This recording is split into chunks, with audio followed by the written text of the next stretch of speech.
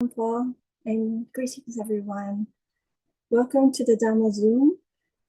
Brothers and sisters in the Dhamma, let us all put our palms together and welcome Luang Por Amaro into the Dhamma Zoom by chanting Araham.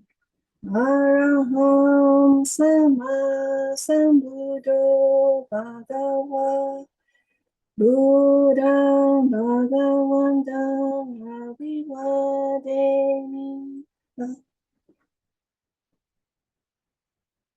Swatato Bhagavata Dhammo Dhammam Namasami Subhadipano Bhagavato Savaka Sangho Sangham Namami.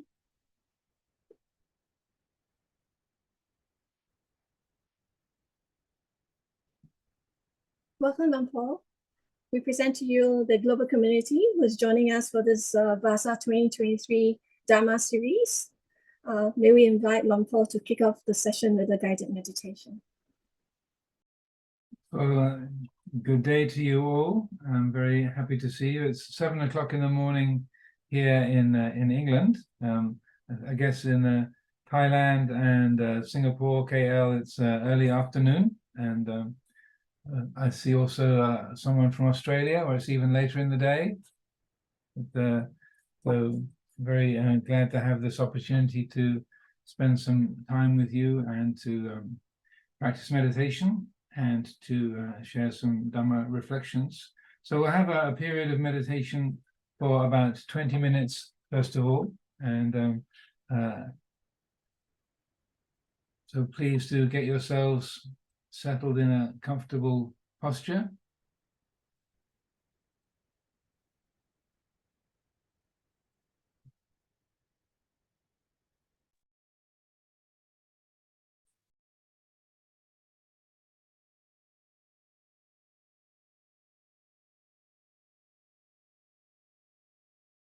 Before trying to do anything with the body or the mind or create the idea of me meditating, just take a moment to notice what the mood is. Are you sleepy, alert, excited, depressed? What's the mood of the mind? Somewhere neutral and in the middle?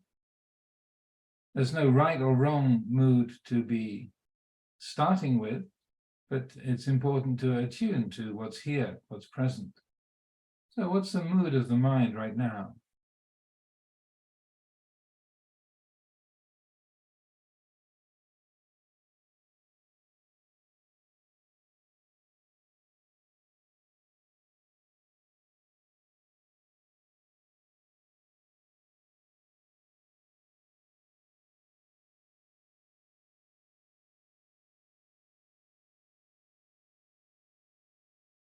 How does the body feel? Is it hot? Cool? You feel heavy or light? You just eaten? Is your stomach full? Or are you feeling hungry? Any aches and pains in the body, in your knees or your shoulders, your back? How is it? What does the body feel like? Again, there's no right or wrong way for the body to be feeling in this moment. What sensations are here. That's all.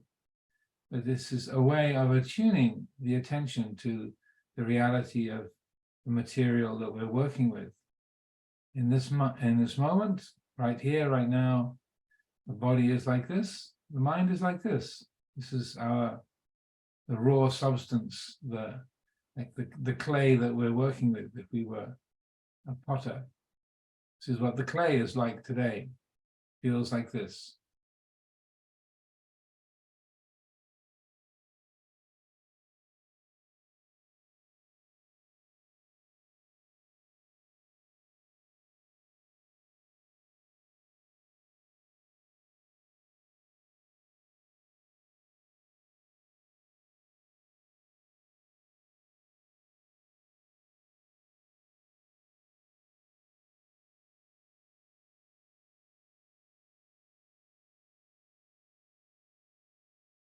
In a way, the starting point of meditation is exactly this quality of awareness, bringing attention to the experiential field of this present reality.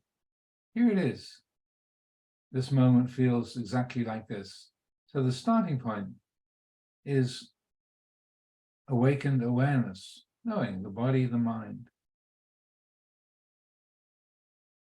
I'm practicing meditation.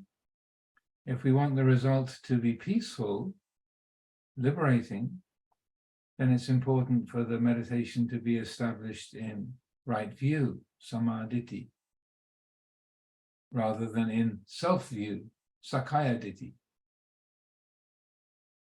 So to establish the meditation in right view, then instead of thinking, I should sit up straight, or I need to concentrate, or I'm really scattered, or I'm so sleepy, I need to wake up.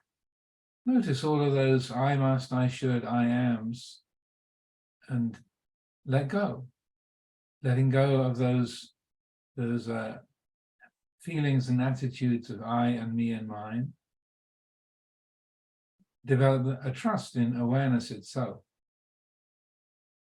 So bringing attention to the posture, just noticing how you're holding your spine. Is it tense and tight, rigid? Is it slouched over? Somewhere in the middle. How is it? How does the spine feel? What's your back feeling like right now? Now bringing attention to your spine, then if it's noticed that, oh, my back is really tight, rigid, sitting bolt upright, I need to relax. Let go of that thought of I need to relax and just allow the awareness to have its own effect.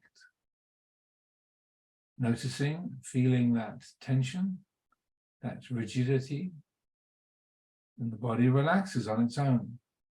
You don't have to do anything.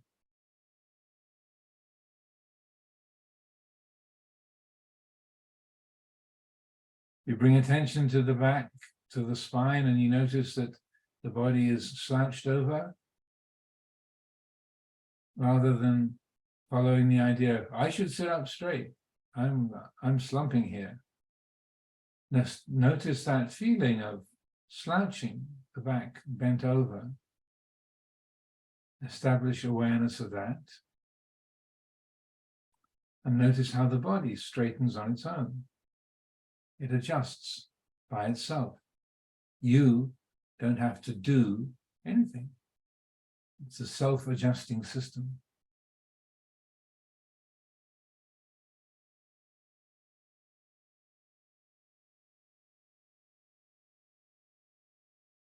So for the next few minutes, just to bring the attention into the body. Notice the feelings that are here in your face, your neck, your hands, your legs, your hip joints. And in exactly the same way, rather than having me adjust my posture, bringing awareness to the different regions of the body, let the posture adjust itself. This is how a quality of perfect balance, integration, is actualized.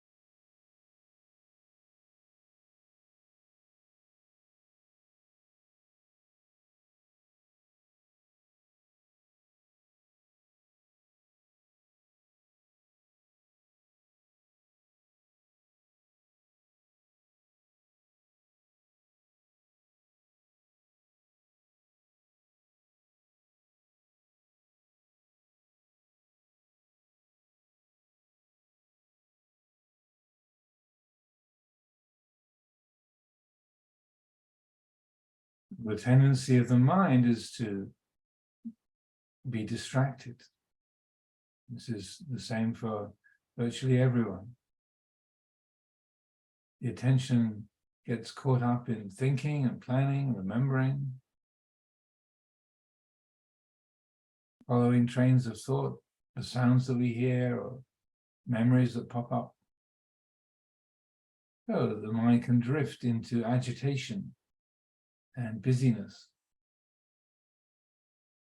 Or it can drift in the opposite direction. As soon as things get quiet, we sit still, mind falls asleep, so it can easily drift into dullness. Switching off, going into a kind of numb state. Well, this kind of drifting, this sort of distraction, is the ordinary way of the untrained mind. But just because something is ordinary doesn't mean it's useful. Not at all. So in order to arrive at the quality of peacefulness, a sense of freedom and ease in our life, to support that quality of well-being, the more the mind pays attention to the present and is attuned to the present, the more those qualities of peace and freedom can be actualized. So that it's helpful to notice that kind of drifting into agitation and busyness, distraction, drifting into dullness and sleepiness.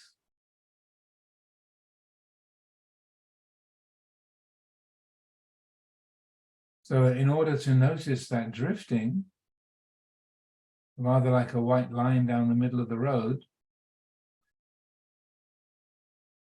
we establish the attention on a meditation object. So just like the white lines on the road indicate where it's most helpful to drive, we establish the same kind of markers in the perceptual world. There are many different kinds of markers or objects can be used. The most accessible for most people is the natural rhythm of our own breathing. Without trying to change the breath in any way, and wherever you can perceive it most fully, just place the sensations of the in-breath and the out-breath at the center of attention, like the heart of a mandala. The breath right at the very center of attention. Even though there's many things we need to think about or calculate or decide or have an opinion about, that can all be left aside for the next 10 minutes. The world will keep turning without our worrying about it.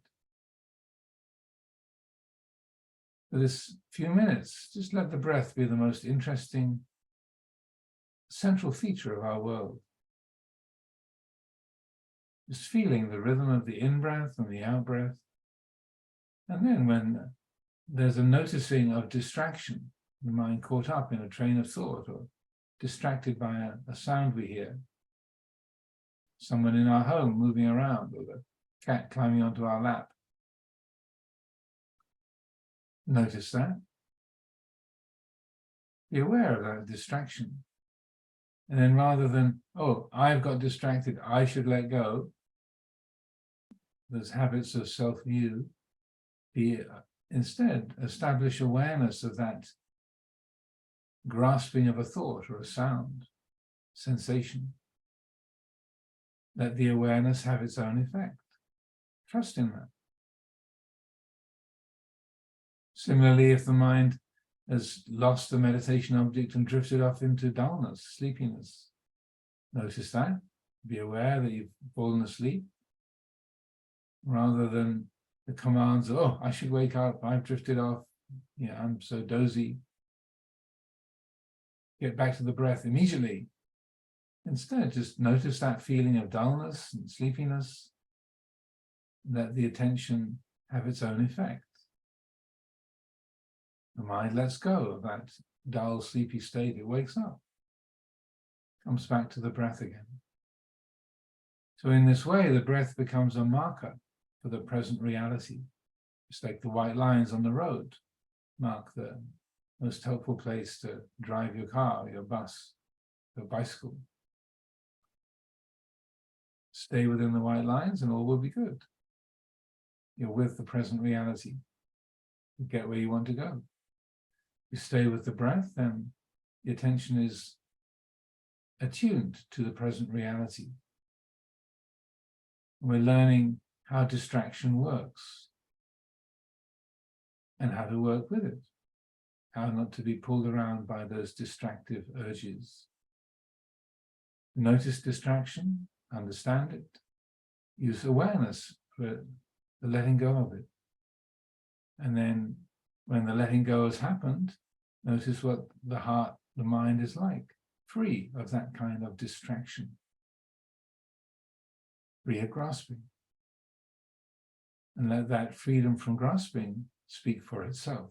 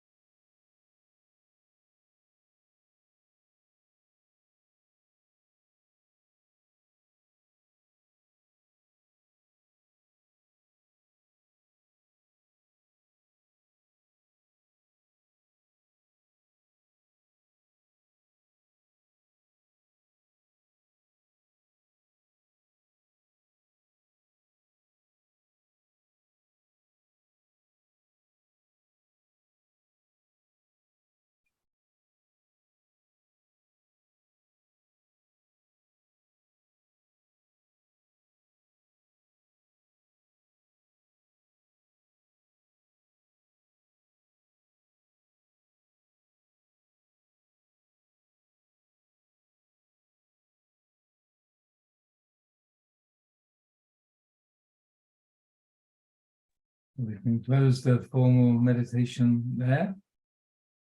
I did ring a bell, but I'm told that for some strange reason, this bell that sounds very loud here doesn't get picked up by the microphone and doesn't appear at the other end. Maybe it's too high pitched, but it's a mysterious thing. But you can say that the formal meditation is over, and we can go on to the next part of the session today. Brahma Chaloka Ipati Sahampati Katanjali Diwaran Ayachata Santi Dasata Parajas Kajatika Dese tu Dhamma Anuka Pimang Pajang.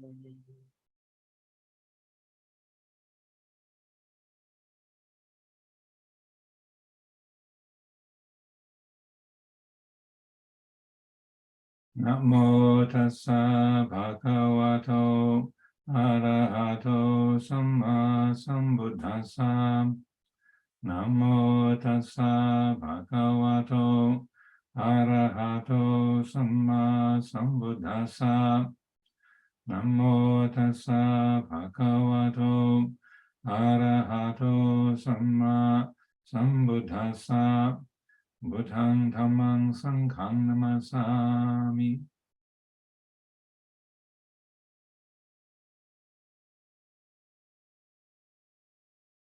When I asked what was the requested or suggested theme for the Dhamma Talk today, then I got a message back that of a quotation from the end of one of Luang Por Chah's Dhamma Talks that was suggested as a theme. And the book Bodhinyana was the first book of Luang Por Chah's teachings in English, published in about 1981.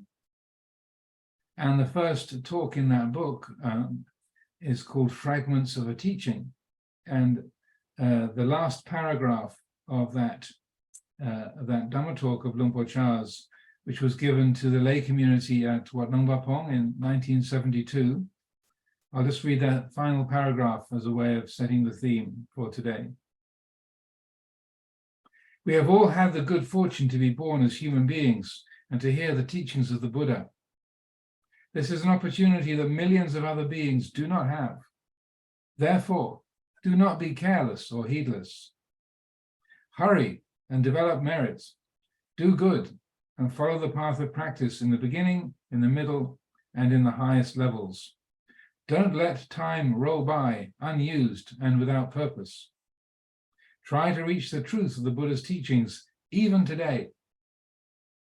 Let me close with a Lao folk saying.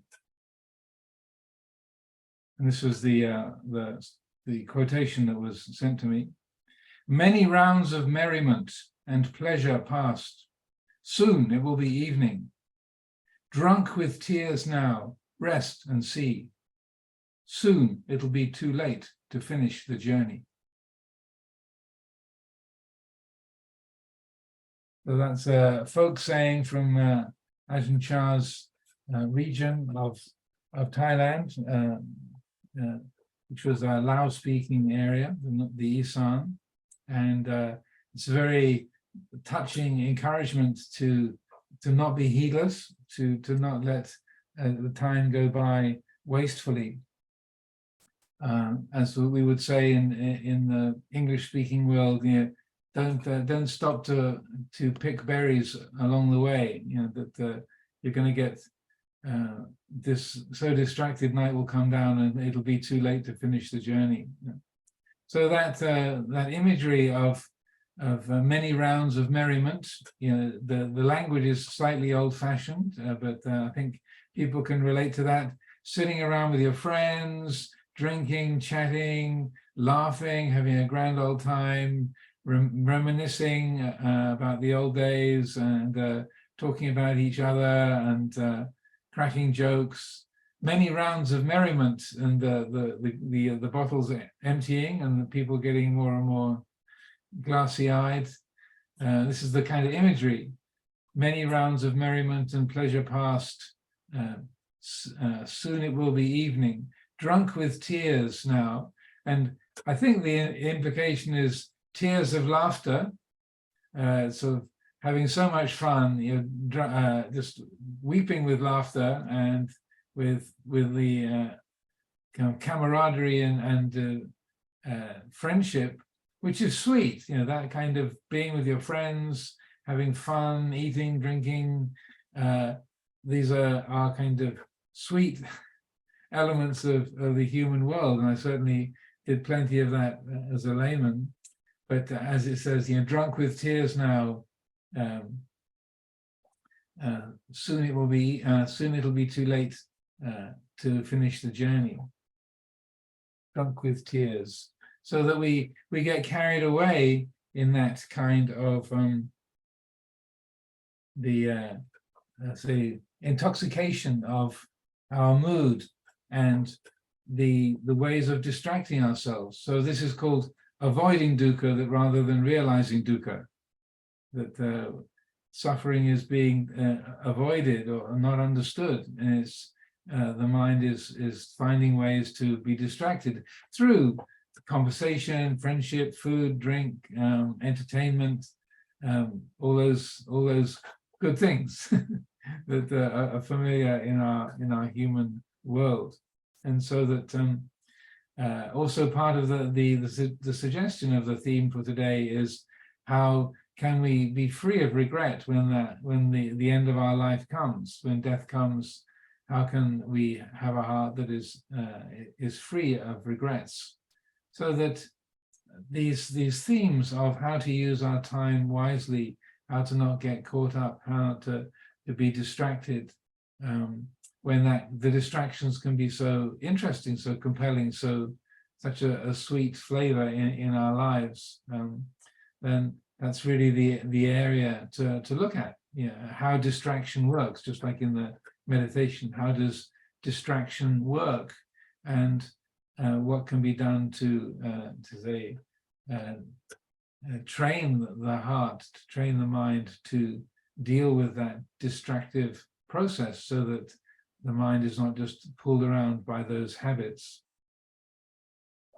So that imagery of many rounds of merriment and pleasure past, soon it will be evening, that took me back to my teenage years. I did spend a huge amount of time hanging out with friends, drinking and partying, from the age of about 14 or 15 to when I was 21. My 21st birthday present to myself was to stop drinking. So, and just before I traveled to Asia, my journey from England to Southeast Asia was on a plane full of 22 racehorses from London to KL, incidentally. That was my journey to the east, was on a plane with 22 racehorses. But a week before was my 21st birthday, and my present to myself, along with traveling to the east to seek some kind of spiritual direction, was to give up drinking. So my last visit to the pub was before my 21st birthday, and I spent a lot of time there with many carousing and laughing, many tears of laughter and enjoyment with many dear friends.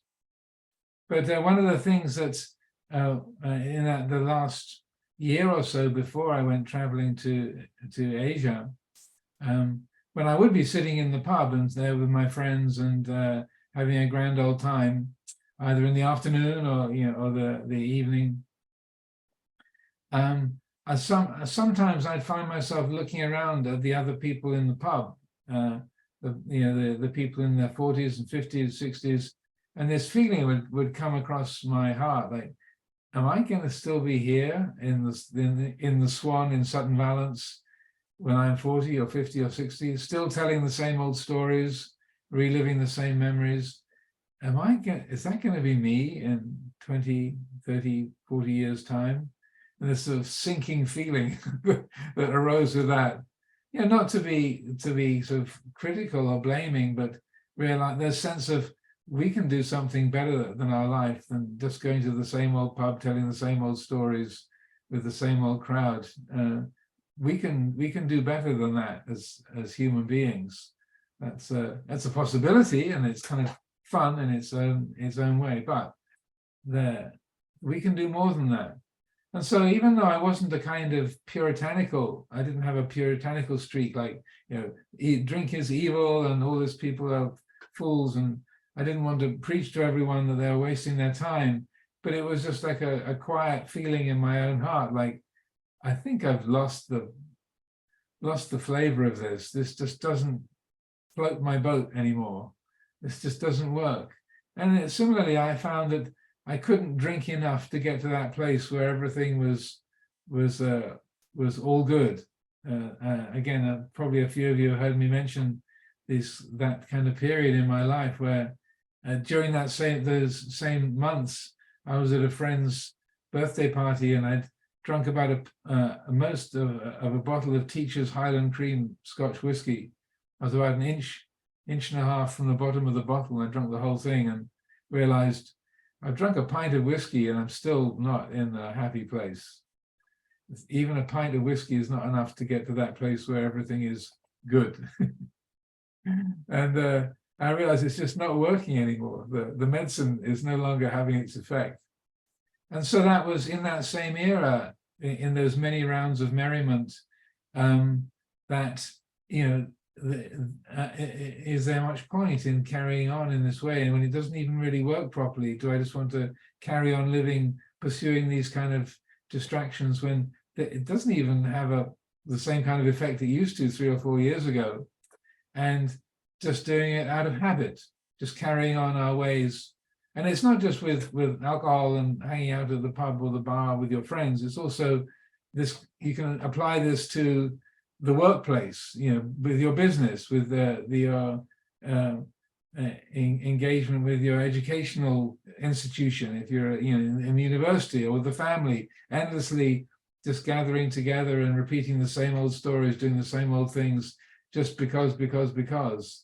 And again, I'm not putting down family life or working life or, you know, your job in a hospital or a university or in a business, but we can find ourselves repeating the same old habits just out of momentum, just not thinking beyond the ordinary scope of what we're doing. And so I feel it's along with the theme of many rounds of merriment and the kind of carousing with friends in a bar or a pub or at a party. It applies also similarly with many business meetings, many academic conferences, many books to be published, papers to be published, many house renovations to be done, many family holidays to go on. It's kind of this same old rounds, just repeating themselves. And I would say, yeah, they can be quite innocent or benign in their own way, but it can also just be a way where letting the time pass wastefully. We're not using the time that we have. And Luang Por Chah's encouragement is like, don't let the time go by wastefully. You know, yes, we can have a lot of enjoyable time together, but really, how much benefit is this? So I'm not trying to ruin your party or ruin your family dinners or spoil your trip to the beach that you're planning for this afternoon or tomorrow. But I do feel this is the encouragement that Luang Por Chah is giving us. Like, look at the way we're spending our time, and why are we doing this? Why are we filling ourselves up with carousing with our friends or being busy in the workplace? Why are we still at our desk, you know, at 10 in the evening? Well, one good friend of ours in America who was in the advertising industry, he just to share a little story. So he was married to a Danish woman for a long time, And on the wall of his home in America, there's this very beautiful little sort of classical piece of embroidery, stitchwork. And I took a look at it one day, and it said, thank God it's Friday, only 2 more working days till Monday. Thank God it's Friday, only 2 more working days till Monday. So I realize English is not the first language of everyone here, but you might hear that and think, hang on a minute. So his beloved wife was noticing that her husband was frequently wrapped up in work. And he said the kind of crucial moment, and I'll talk about my own crucial moment in a second, but the crucial moment came one Sunday afternoon when his boss rang him at the office. And so the phone rang, and Richard was surprised, his name was Richard, that there he was at the office of the advertising company on a Sunday afternoon, and the phone rang. He picked it up. It was his boss, and he said, "Oh, hello. You managed to catch me here." And he said, "Oh, yes. I didn't even bother ringing your home. This is before cell phones. This is landlines. I didn't even bother ringing your home. I knew on a Sunday afternoon you were going to be at the office." And after that phone call, our friend put the phone down and thought, so he didn't even consider that I would be at home on the weekend. There's something is out of balance here. And so I feel it's good to consider, why do we make ourselves so busy? Why do we fill our minds with these distractions? And one of the key moments that came for me, again, I've mentioned this in a few Dhamma talks, but it was a real turning point for me during that same period when I was about 20. Just finishing university and then planning my journey to Asia. And I was in the pub in our local village, and it was very quiet. It was like a Tuesday lunchtime. There's only 3 of us in the pub, myself and this friend of mine, a young woman friend, and someone that she knew that she wanted me to meet, an engineer who she'd met and thought would be an interesting person for me to chat with. So it was just the 3 of us. It was an extremely nondescript, quiet Tuesday lunchtime. And we were talking together. And this friend of mine, her name was June, she was quite the party animal. She was very, very, very good looking, always was dressed to the nines, and was not a kind of puritanical kind of person. She was a real party goer and a party girl. And so it was particularly striking when she said to me, "Why are you drinking so much?" And I said, "What do you mean?" Being very defensive. And she said, it's a Tuesday lunchtime. It's just the 3 of us. We're having this interesting conversation about philosophy. You're on your 8th pint. And I said, "So?" And he said, "Well, we've been here an hour and a half. You're on your 8th pint of beer. Why do you feel the need to get so wasted when we're having this discussion about philosophy?" And I said, I thought, well, if I do it because I like it. And basically, I was just took refuge in being defensive, and didn't really know what to say, because again, she wasn't puritanical. She wasn't sort of you shouldn't be drinking, but she was a keen party goer and a very kind of bon viveur, as they say, a high living person. But she could see something's out of balance here. And then she said the crucial words, "What are you afraid of?" And that really sank in. What do you mean? I'm not afraid of anything. But it was absolutely on target.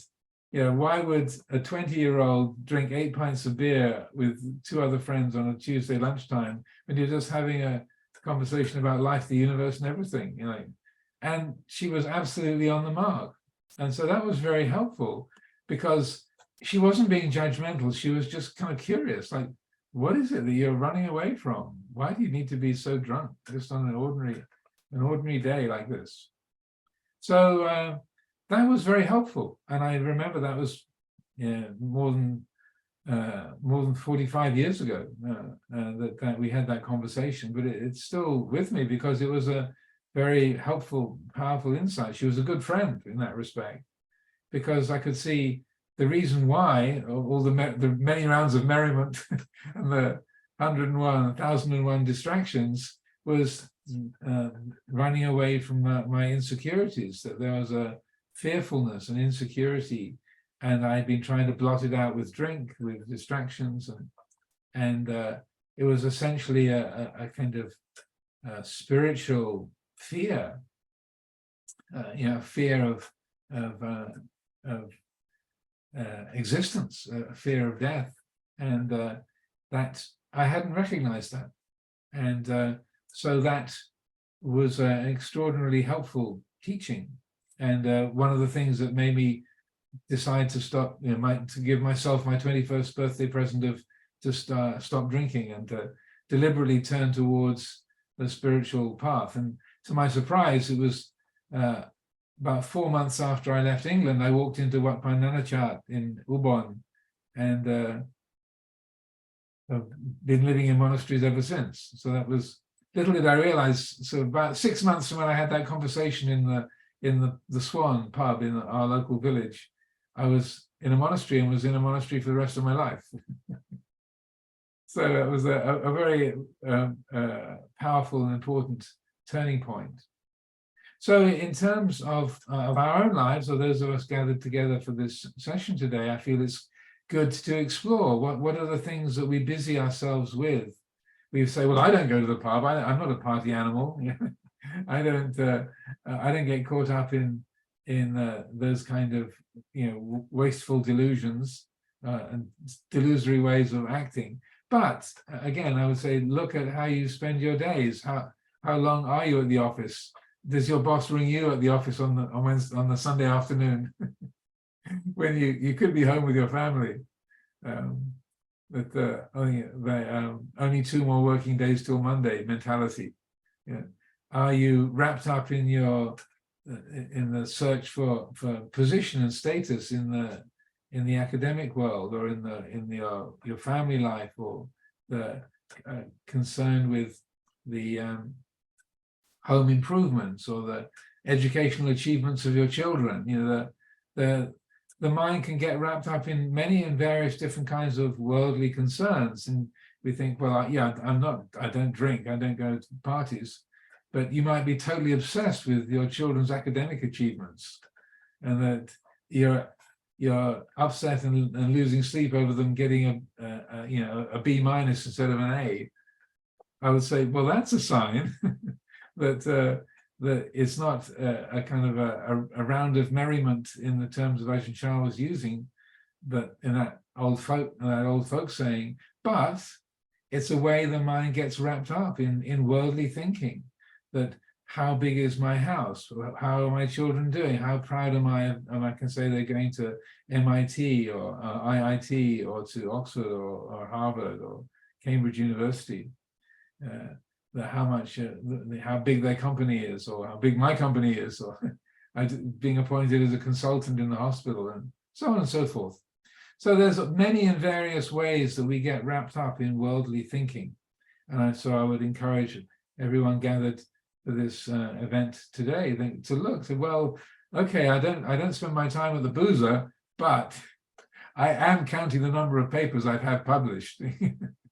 I am proud of the number of letters after my name, or I glow brightly when people praise me for my high achieving children, and so on and so forth. So please do look at those areas and consider, where is it that the mind has got wrapped up, and that sense of urgency that Luang Por Chah is pointing to, that samvega, like, well, the days and nights are relentlessly passing. How well am I spending my time? This is one of what they call the 10 subjects for frequent recollection. Okay, this has a value, my business or my family life, my living space, my company, my institution, but how liberating is this? How genuinely beneficial?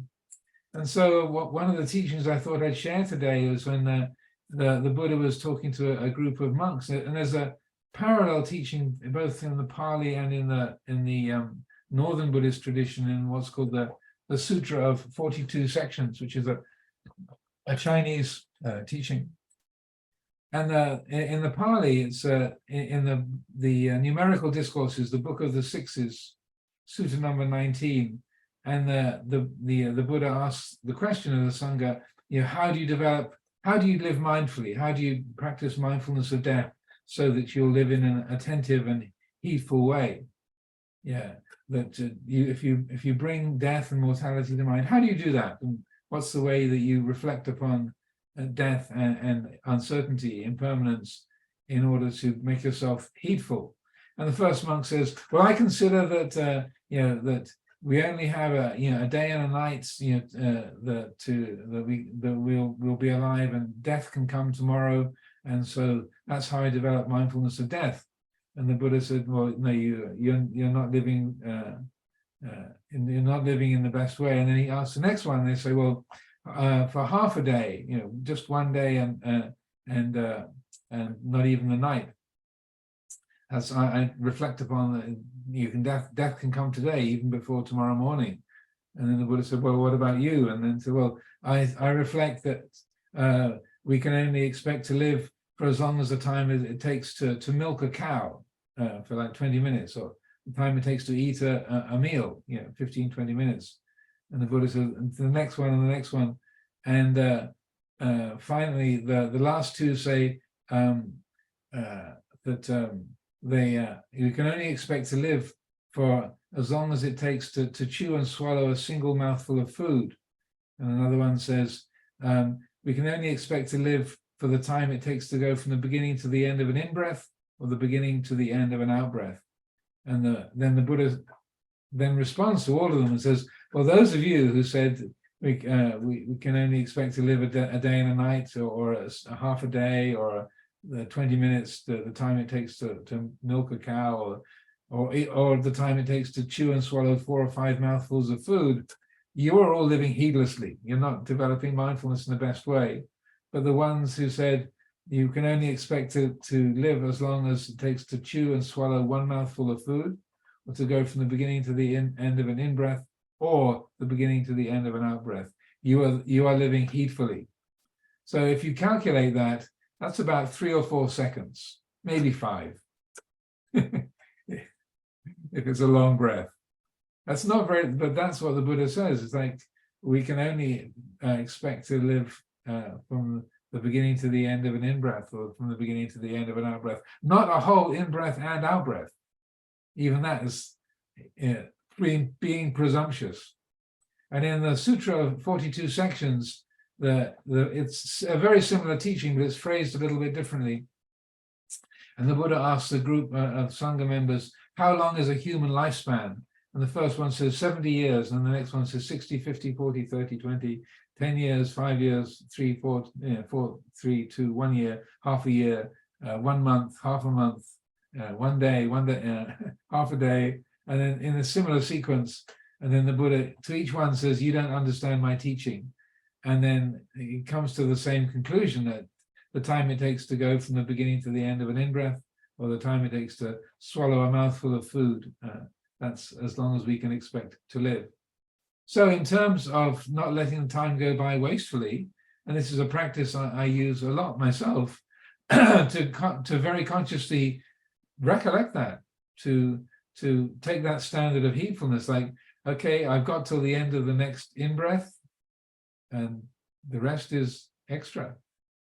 I know I'll live for another 3 or 4 seconds. That much I can work with. The rest is being presumptuous. So when you genuinely take that to heart, what does that say about how you're spending the rest of your day? What does that say about your list of things to do? What does that say about the arguments that you've had, the kind of resentments that you're carrying around, or your exciting plan of what you're going to do next week? If you've only got 1 more out breath, what does that say about your list of things to do? What does that what does that say about that person that you're resentful of? Are you going to be carrying them around when that last breath comes to its end? So this is a wonderful way of challenging our habitual value system and our worldly patterns of thinking. Because I would say, 3 or 4 seconds is really not a very long time for anybody, but it's enough time to recognize the attitude of clinging and to let go, to recognize that feeling of grasping and to know, oh, there's grasping going on, to let the awareness of that have its effect and for the letting go to happen. So there is enough time to drop everything, I would say. And I'll give maybe a couple of examples with respect to that. That we might feel that, I need more time, or I thought there was going to be more time. But this is a very, very helpful practice. The way that we normally think and relate to our life is we have a retirement plan. we think about where we're going to go, and it's not as though we have to cancel all our plans. I want to make that quite clear, that it's not like, okay, empty your calendar, clear your diary, all appointments are hereby cancelled. It's fine to have a schedule. Like I have a calendar myself, and we're just talking with Beta about the plans to visit Singapore and KL next year. So, but everything is in there digitally. It's not inked in or chiseled in stone. It's on my paper calendar, I write in pencil because everything is uncertain. Everything can change. But if we really take this to heart, then that we only have 2 or 3 seconds left to go, then it has this marvelous effect. Yes, there's a list of things to do, but maybe it's already done. And that you're not maybe at the beginning of something or in the middle of something. It's just maybe this was the end of it. So a couple of examples I have. When Apayagiri Monastery was opened up in California in 1996. So we spent about 5 or 6 years preparing for the place to open. I first went there with Luang Por Amaro in 1990. I would go each year for a few months. Finally, Master Xuan Hua donated 120 acres of land, forest that formed the core of Apayagiri Monastery. June of 1996, the monastery got going. I moved in with one other monk and one anagarika. Ta-da! New monastery, first branch monastery of Luang Por Chah in the US or Canada or the whole American continent, north and south. So it's a kind of grand adventure. So then about 4 months after Apayagiri opened, I was diagnosed with melanoma, skin cancer. And the previous year, one of the regular students from San Francisco had also been diagnosed with recurrent melanoma, and she'd been told, well, your melanoma has come back. You had it 9 years ago. It's now returned. So this is incurable. It's untreatable. You probably won't live past Christmas. So I'd spent a lot of the previous year talking with her and helping her to deal with that diagnosis, which turned out to be wrong. But anyway, so I was quite well appraised of melanoma, and then suddenly I had this melanoma diagnosis. So that in the week between when the dermatologist in the local town cut this mole out on my shoulder, sent it off to the lab, there was this knowledge that, well, it might be nothing, it might not even be malignant, or it might be that I'm dead before Christmas. And this was like the first 4 months of the monastery opening. So Ajahn Chah hadn't even arrived. He was still in Thailand.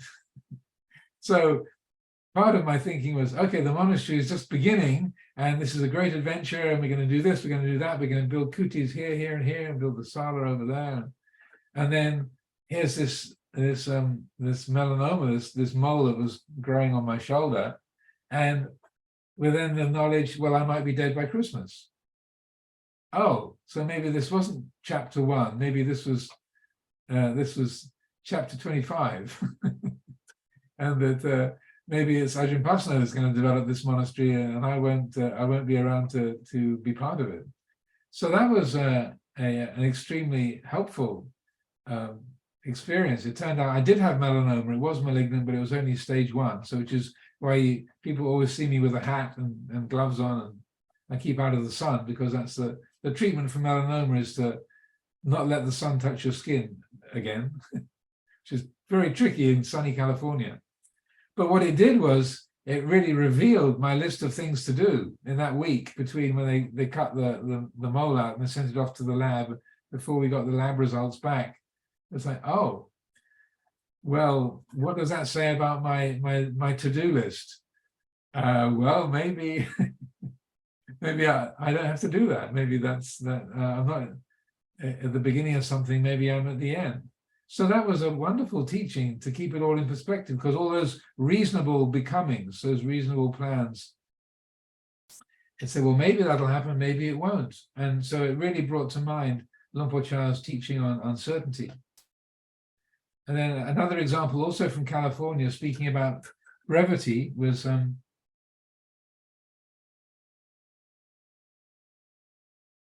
the land next door to Abhayagiri Monastery was purchased by a group of Thai people who were students of a forest monk called Luang Por Thun, who's a disciple of the forest Ajahns in the northeast. And so they developed the place where it was like a retreat place, and the Thai people from San Francisco would go up and spend the weekend there. They built a number of kutis on the property, and so anyway, one weekend, a group of people had been up there, and they were driving back south from the property. Those of you who know Northern California, this is a stretch of Highway 101 where it parallels Russian River, which is a kind of a bendy river at this point. And at this place called the Rock Shop, there's a large bend in the road under this sort of this area where there's a tall cliff where the river goes around. And this gentleman, Krit, was driving the car with an 8-precept nun in the back and another layperson in the front. He's coming around the corner by the Rock Shop, about 60 miles an hour. And as he's making the turn, he realizes that the car coming the other direction isn't turning. He said at first his eye saw the car was just following the road as per usual. After a moment, he realized, oh, it's not turning. And he realized it was only about 30 or 40 feet away. So he couldn't do anything to get out of the way. So he said in that moment, he realized they were going to collide. And the other car was also going about 60 miles an hour. And he said in that moment, he realized, this is what all those hours and hours of sitting with aching knees and a sore back up in the forest has been about. This is the end. Get ready. And so he said he couldn't get out. He couldn't get out of the way. So he just took his hands off the wheel and got ready for the collision to happen. So he had less than 2 seconds from when he realized the car was coming at him and they were going to collide. He said he took his hands off the wheel. The other car rode up over the bonnet, over the hood, and then ripped the roof off his car. Fortunately, it went on the passenger side, and the passenger was very short. She was only like about 5 feet tall. So her nickname was Noi, which means small. So the car went, the other car went over her head, ripping the top of their car roof off, and then landed behind them and crashed on the surface of the road.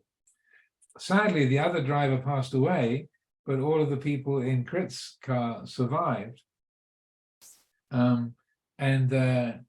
He said it was a very powerful spiritual experience because he had like less than 2 seconds to get ready.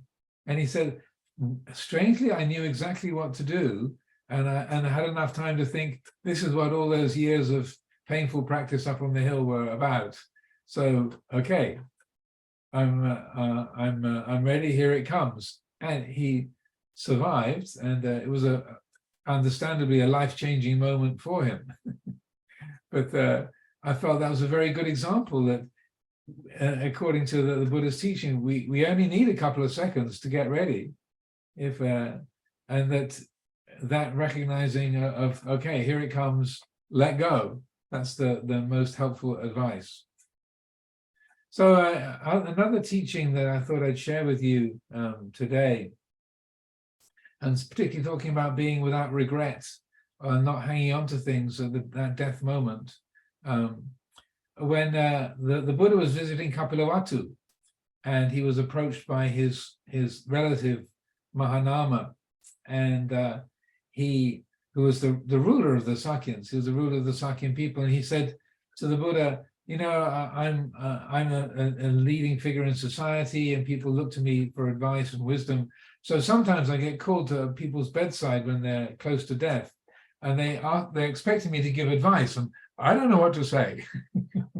You know, you're a great enlightened master. Please, can you give me some advice? What to say when you're called to someone's deathbed?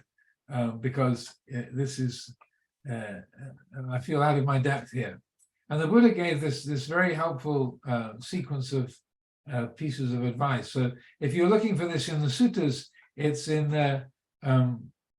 the section 55 of the Connected Discourses, Sutta number 54. So section 55, Sutta 54 of the Connected Discourses.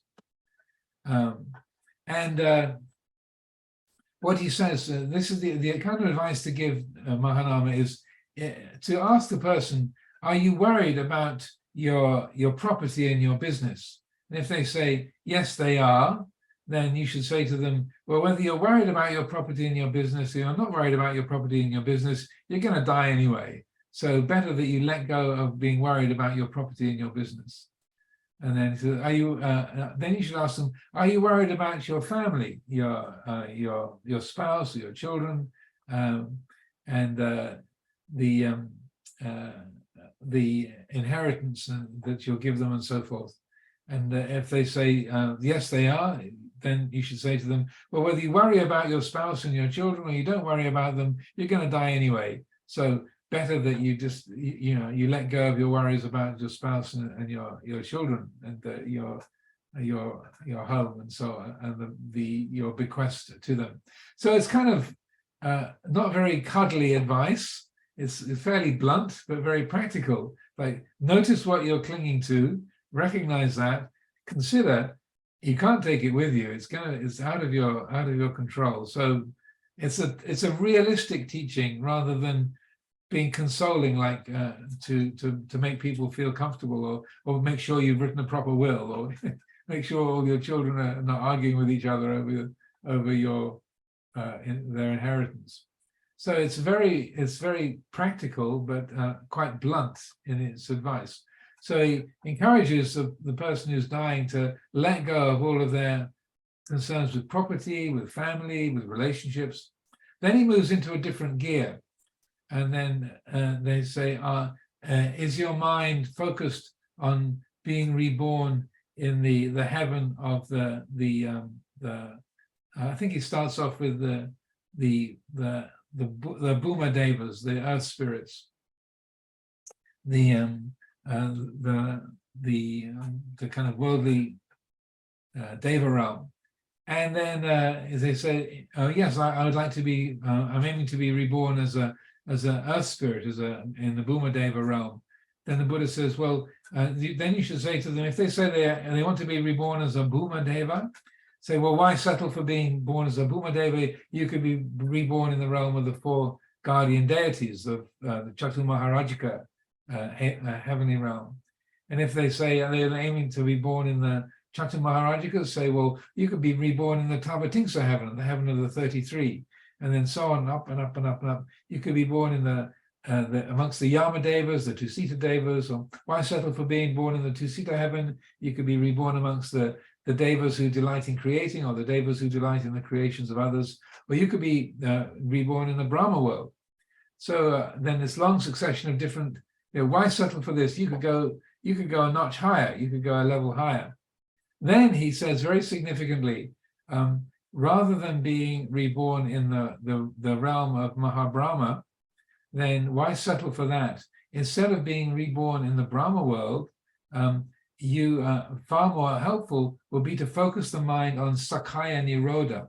Now, this is one of the very few places in the Pali Canon that word is used, Sakaya Nirodha, which means the cessation of identity. So Sakaya Ditti is self-view.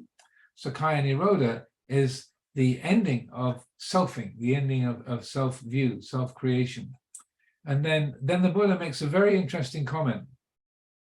He says, and one who fixes the mind on Sakaya Nirodha, a layperson at the point of death, if they fix their mind on Sakaya Nirodha, there is no difference in their state of liberation than that of a monk who's been an arahant for 100 years.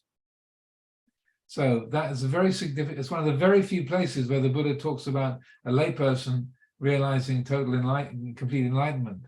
But he says there's no difference between that layperson's liberation than a monk who's been an arahant for 100 years, no difference.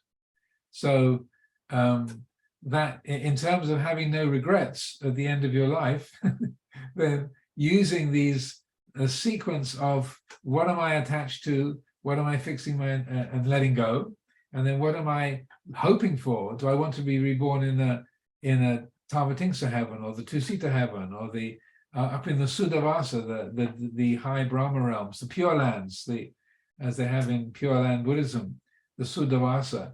Do I want to be reborn as a Brahma god who has a lifespan of 84,000 eons and living in the mind-only realms, the Arupa Brahmalokas? What would be better than that? And the Buddha says, well, what would be better is to let go of any kind of identity, any kind of hope for a rebirth of any kind whatsoever, Sakaya Nirodha. So again, that's in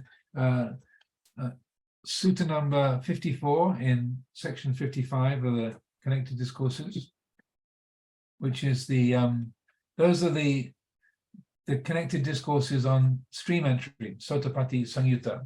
So Sutta number 54. So I encourage people to get to know that. Like, yeah, that's good to know, and good advice.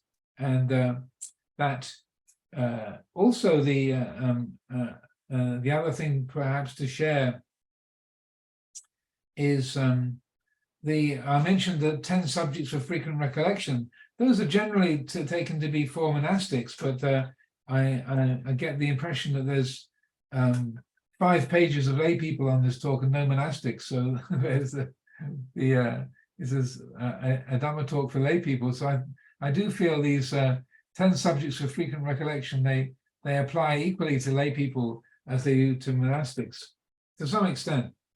The one I quoted earlier was, the days and nights are relentlessly passing. How well am I spending my time? Other reflections that the Buddha has as those part of those 10 is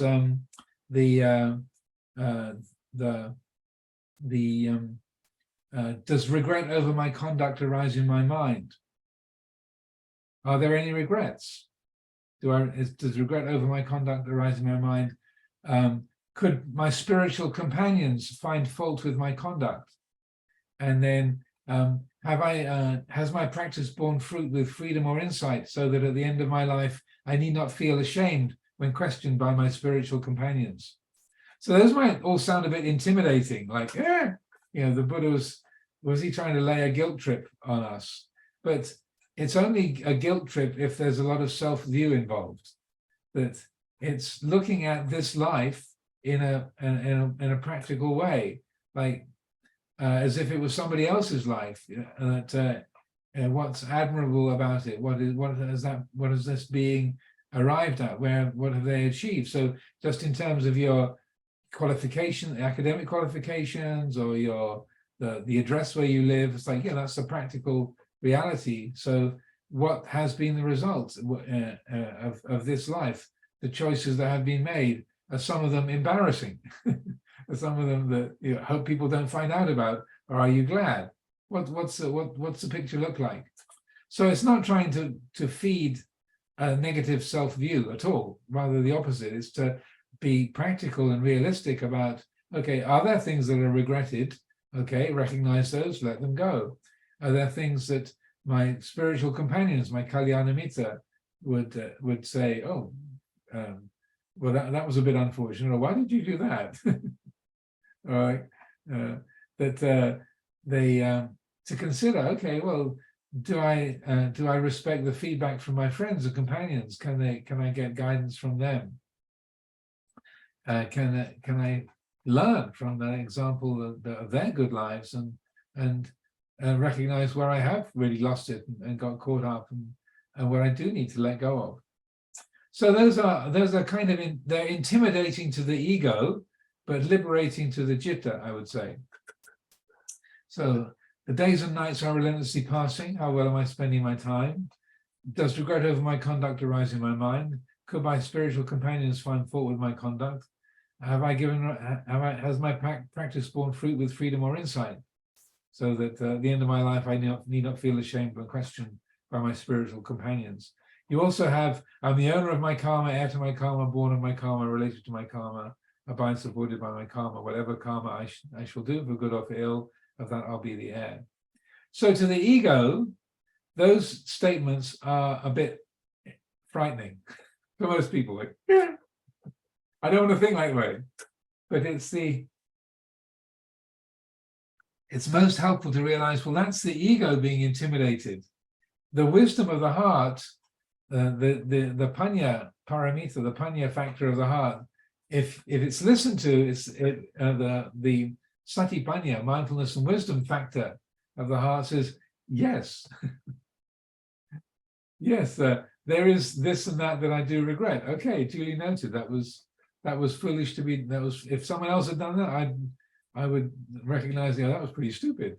Okay, duly noted, acknowledged, and then when it's acknowledged, it can be let go. If we don't acknowledge those things, then we can't let them go. So it's a great kindness of the Buddha. He's not trying to make us feel bad and self-critical, but rather it's like a doctor saying, that mole needs to go. that needs to be treated. Be realistic. Don't just hope, live on hope and expect it to go away. Something needs to be done there. So in terms of the freedom from regret at the end of our life, it's good to not be afraid to look at the things that have been done, the choices that have been made in this life that were stupid. That was poorly done. And if someone else had done it, I'd feel the same way. So it takes a bit of strength and resolution to turn towards those. But then it's a huge relief in recognizing, I'm not making excuses. I'm not glad that was done, but that was done. That was the cause. This is the effect. Ow. And then over and over again, the Buddha says to recognize our transgressions as such and to endeavor to do better in the future. This is called development, bhavana, in this Dhamma and discipline. So it's through acknowledging our mistakes, our shortcomings, the things that we regret, the things that are not beautiful, not admirable. By recognizing that, you're not pretending that they're not there. You're not building an ego around them, but you're recognizing, that was foolish, that was stupid. Ow. And then that painfulness helps us to wake up. That's the skillfulness of hiriyottapa.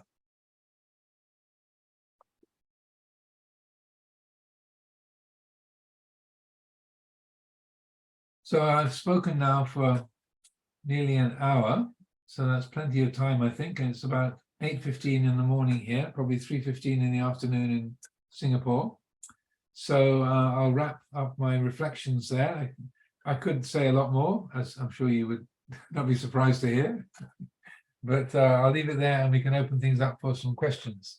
So I do encourage people to put your cameras on so we can see your faces rather than your logos or just your name. So if you're asking a question, it's nice to be able to see the person who's asking. So please, if you have something to ask, then please do feel most welcome and free to put your question. Annamayang Dhammakatthaya Sadhukarang Dadamase. Sadhu, sadhu, sadhu, anumodana.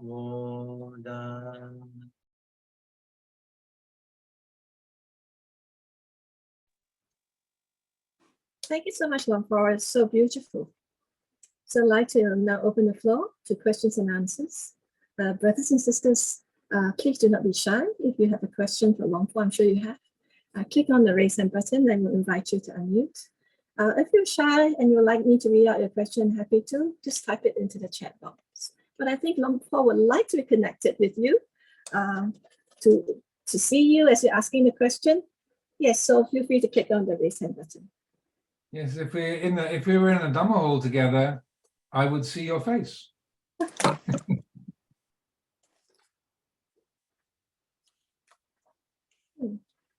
Well, I'll kick off with the first question, and this question came from Vincent. Vincent's question is, Ajahn, can I conclude that the best way to live our lives is to let go of everyday trivias and live like a recluse? Well, letting go of everything doesn't mean you have to live like a recluse. I choose to live this way because it just seemed like the best possibility. And but letting go doesn't mean not holding.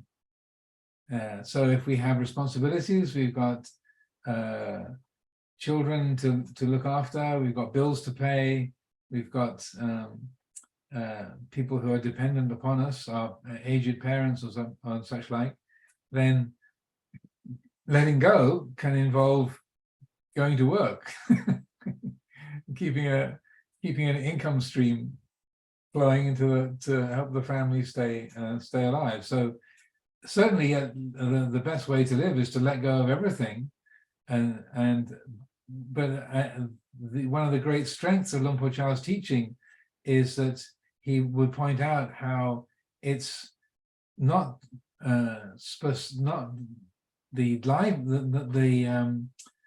way we spend our days, the livelihood that we have per se, but the attitude that we have towards it.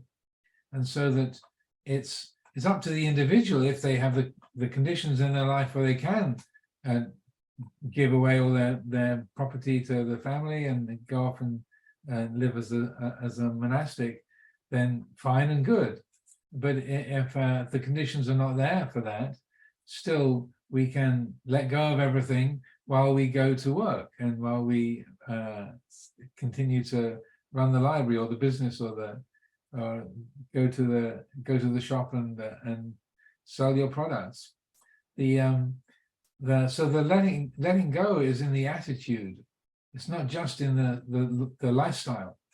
So that as I said, as soon as I came across the forest monastic life, I was a kind of hippie anarchist. So I was 21 years old. I had no debts, no girlfriend, no commitments.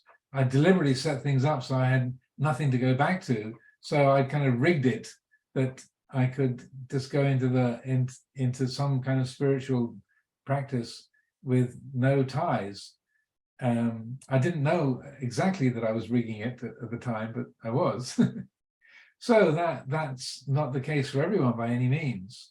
And so Luang Por Chah spent 40 plus years encouraging people to see that it's the attitude that you have towards looking after the farm, looking after your business, looking and making each moment count and living skillfully, using the precepts as a framework, very deliberately, very clearly, but developing the attitude of non-grasping and non-clinging in your moment-by-moment experience. So he would over and over again, he'd say, if you have time to breathe, you have time to meditate, whether you're a school teacher or you're a farmer or you're a nun or a monk, it's the same. If you have time to breathe, you have time to practice. You have time to eat, you have time to practice. So don't think it's only with your eyes closed on a meditation cushion or in the Dhamma hall that you're practicing. So that what we can do, if we do have commitments and such like, is use the precepts very consciously as a framework to live simply, a fewness of needs, but living mindfully with the people that are around you, your family, or your co-workers in the society, that you're attuning to the conditions that you live with, and then developing an attitude of non-grasping and simplicity in relationship to that. So that letting go can result in a lot more activity. But, yeah, I practice letting go as my main way of life, but being abbot of Amaravati Monastery is, I go to a lot of meetings. I'm on over 20 committees now. So I read a lot of minutes and agendas. But the basic ethic is one of non-attachment, non-identification. And so even if there's a lot going on, that mind can still have that attitude of non-grasping, non-entanglement. I see another couple of hands. That's right. Thank you, Luang Por, for answering that question. I'd like to now invite Megan. Megan to please ask the question, please. Hello, Ajahn. It's good to see you again on the other end of the camera. You just touched on actually the question I was about to ask, which is, do you have any advice for how we can maintain more of a continuous stream of mindfulness as we're going from, day-to-day work? You're obviously very busy, tending to the affairs of Amaravati. And similarly, is it simply a question of practice so we get better at maintaining mindfulness continuously in our day-to-day, or is there any advice you can give us to those of us who are trying to do that? Thank you. Oh, it's good to see you again, Megan. I just saw your name on the screen and thought, oh, is that Megan who's just invited her fishes to my fish pond? So very good. Well, there's a few things. One is it's the capacity for wise reflection. So with Luang Por Chah's teachings, that you can see a very repetitive element of the sense of consideration of noticing what the mind is holding on to, what we're resenting, what we feel responsible for, what we're hoping for, what we're dreading, and just that wise reflection upon the attitudes that are arising, the way the mind is reacting to gain and loss, pleasure and pain, comfort, discomfort, and so the active use of our ability to observe, really, and to think, oh, look, my mind is getting excited about that prospect, or is filled with dread about that meeting, or that, oh, there's this feeling of regret about that conversation I had last week, or there's that warm glow because of that very sweet moment I just had. So that like a steady kind of tracking or noticing the flow of mood and attitude. So that's a very constant theme of Ajahn Chah's teaching, and it's very, very helpful because we tend to get drawn into our moods and take them at face value, like I am excited, or I am dreading, or I do regret, and that we identify with those very easily. But if we're actively using wise reflection, like, oh, look, there's that feeling of, this is a feeling of regret, or this is a feeling of anticipation and excitement, or then just that naming and feeling out of what's present, that gives a bit more space around those states. You're not suppressing them or just trying to get rid of them or negate that, but just, oh, look, here's that painful conversation I had last week. Yep, the ripples are still here, and that it's there, but you're not making anything out of it, and acknowledging that's having its effect. So that's very helpful. That basically a mindfulness of mood, and so registering those. Also, if you have an active working life and you're engaging in a lot of conversation, you're a mother, you've got your kids you're looking after, and you're working, you have a working life. So if we're in a world of a lot of communication and decision making and activity, then our body can sort of disappear into the background, and we're just sort of living in our head and our communications. So a very conscious development of mindfulness of the body, So just notice through the day, just noticing how am I holding my shoulders or my hands? What's the feeling in my stomach? How is the body say moving? You know, am I hurtling down the corridor to get to this, or can I walk briskly and mindfully as I make my way to the next meeting? And so that's extraordinarily helpful because the body is always absolutely in the present. It never wanders into the past and future. So it's and then the body is also a very reliable indicator of mood and attitude. And so just recollecting to bring attention to the body, notice how the body is being held as you move around or as you're sitting and talking and so on, then it's not a huge amount of effort. It's a small effort, but it's a very particular effort. And often notice just bringing attention to the body and asking, how do I feel? Oh my goodness, my shoulders are up around my ears, you know, I'm really tense here. And then just that noticing helps the whole system to balance out. So that's an extraordinarily effective and helpful practice. And as I said, it's not a huge effort, but it's a particular effort, like having the right key for the right lock. It doesn't take a huge muscular strength to turn the key, but if it's the right key, then it's what opens the door. So just remembering to pay attention to the body, notice as you're walking along, like, where's the fire? You know, what's the hurry? Just, you can walk in a relaxed way, but briskly if you haven't got much time, but you can be with one step at a time. So those are two key things I recommend for the one's daily life. And by the way, the fish have happily arrived, and they seem to be making friends with the local, the already existing population here. Well, it's a real upgrade for them, a real fishy palace. So thank you very much. There's a hand up with Chris Anton.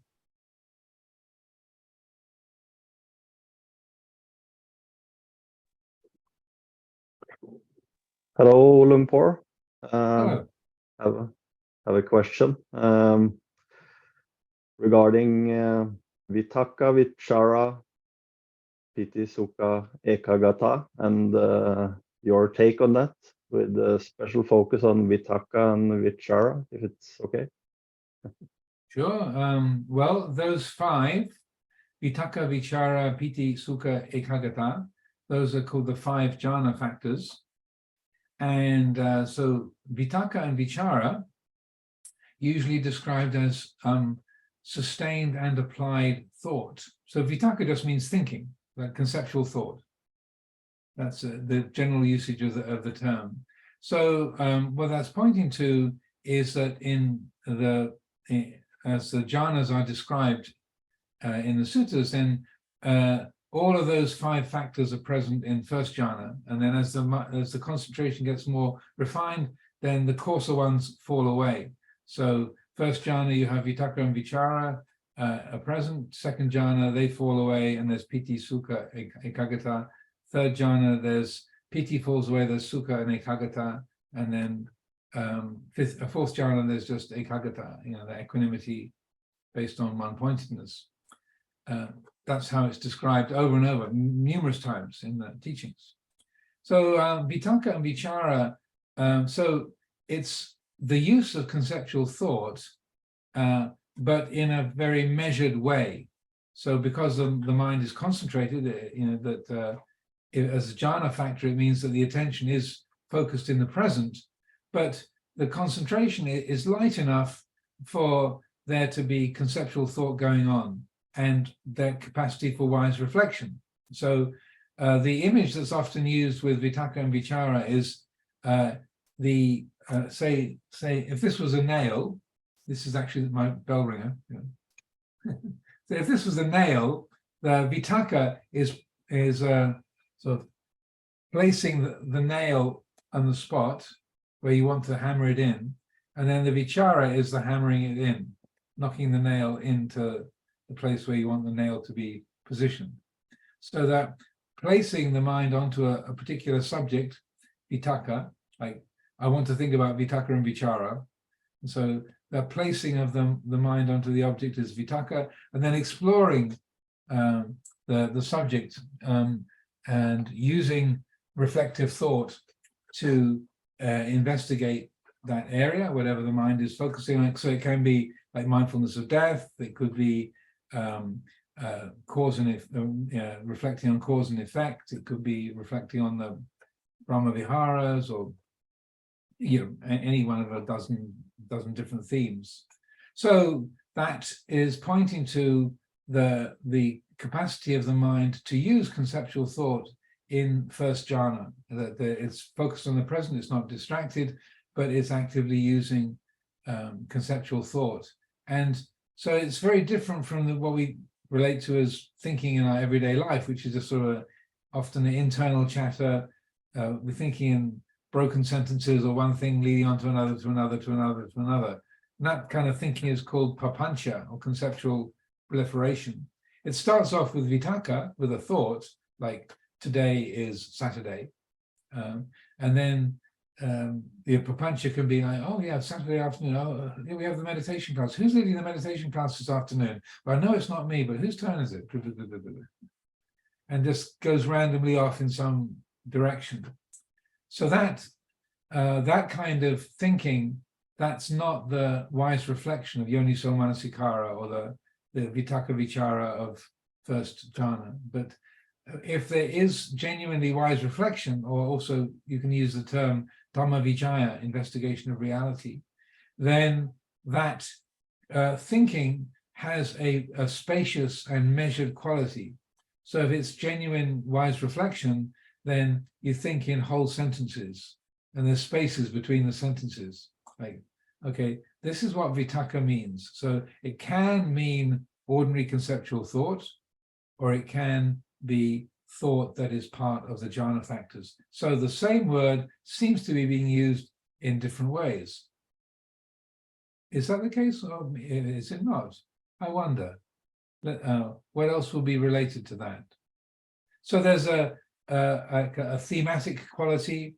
There's one thought follows in a related way on from the previous one. There's space between the thoughts. There's what you call a measured quality to that flow of thinking and investigation. So as I was saying to the previous person, the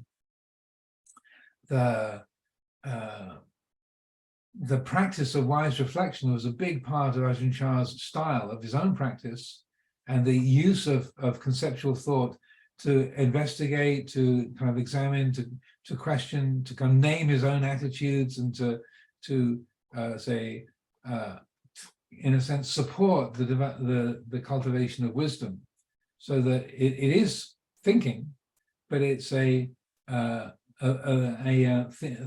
conceptual thought very deliberately used as a tool to support the liberating wisdom. So it's using a thought to help the mind get beyond thought. And the Buddha used the image of a thorn. If you've trodden on a thorn, you've got a thorn in your foot, you can take another thorn and dig out the first thorn. So he used that image of using a thorn to dig out another thorn. So you can use conceptual thought to get a perspective on the thinking mind. So that's a few thoughts on vitakka and vichara. Thank you very much.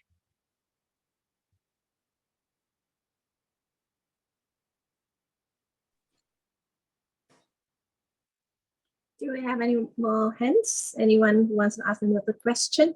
We have a few more minutes with Luang Por.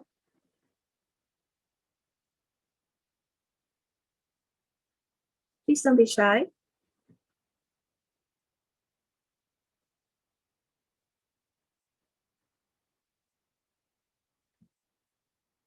Perhaps let me ask the question, Luang Por. As you describe death, this can also be applied as we are confronting difficult life situations, for example, illness of the body, physical pain, family challenges. Do we also apply the same thing to these circumstances and situations as well? Absolutely. Well, also, one of the things I like to point out is it's probably a little bit different for the Asian conditioning than it is in the West, but for most Westerners, ego death is more terrifying than physical death. The physical death is sort of pushed off over the horizon. It's like we say things like, if something should ever happen to me. Most Western people never say when I die. They say should, if, something should, ever happen, like layers and layers of padding. So physical death is sort of something remote and not really in people's minds, but ego death, being fired from your job, having your partner criticize you, dying on stage, giving a presentation that people get up and walk out of. So ego death is terrifying. And so that for many people in the West in particular, but probably more and more in Asia and around the world, we're more identified with our egos than we are with our bodies. When we look at our body in the mirror and we kind of concerned what we look like, but we're mostly not connected to the body or in a moment by moment way. But we're very connected to our egos and things that flatter and inflate the ego we like, it is good, praise, success, happiness, we like, and we call that good, and then failure, criticism, loss, even saying the words, you can probably, I'm not reading anybody's mind, but you can probably feel your gut tightening. Something shrivels when you failure, loss, pain, rejection. Even the words, just the words have a painful effect. So ego death is more frightening for most Westerners than physical death. And so then the kind of things you're describing, illness in the family and such like that we recoil from. So much of Dhamma practice is about shifting the view from a self-centered perspective to a nature-centered perspective or Dhamma-centered perspective. So I just yesterday someone was talking with me about the physical body and how we have these presumptions that when someone gets ill, that something's gone wrong, and that we kind of resent illness or someone being born with a debilitating or challenging condition. Somehow we have this weird idea that every human being has the right to be living with a perfectly comfortable, healthy body. There's never going to be a time when they close the hospitals because nobody's getting sick, I would predict. Again, that doesn't take psychic power. It's incredible that the human body works as well as it does in the first place. So if we have a self-centered perspective when we are diagnosed with cancer or we have a blood disease or a heart disease and we need a pacemaker, it's like, how can this be happening? I go to the gym, I'm a vegetarian, I've been living a skillful way, I never drink, how can this happen to me? Well, it's rather like Buddha's advice to Mahanama. It's rather blunt. It's like the basic advice is, duh, look at nature. Look at how the natural systems work. That if you look at an oak tree, how many acorns turn into full-sized oak trees? Not that many. How many seeds from a plant actually turn into a full-sized plant? Most of the seeds don't make it, or they grow for a little bit and then they fade and die. So if we look at the natural order, we realize, well, it's absurd to think every human being that's born has the expectation to be healthy and comfortable and to never get ill and never experience pain or physical difficulty. It's just not the way nature works. So if we shift the view from that kind of vain, ego-centered perspective to the nature-centered perspective, and we just look at the world around us, like the seeds from a plant or the animals and birds around us. How many birds do you see walking because their wings don't operate anymore. If their wings don't work, they don't make it. They get eaten by something else. I'm not saying it's a beautiful thing, but that's how nature operates. So like if you're an old pigeon, or the local common birds you have in Singapore, KL, and Southeast Asia, if you're an aged pigeon, if you can't fly anymore, then you're going to get eaten probably very soon. That's the way it works.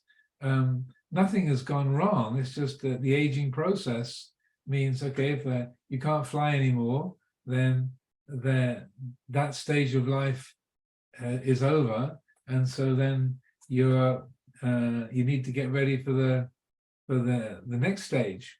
It's not pleasant or pretty, according to our perceptions, but it's the way nature works. You don't see, I don't see blackbirds and magpies and pigeons walking around here, aged pigeons with little crutches or wheels.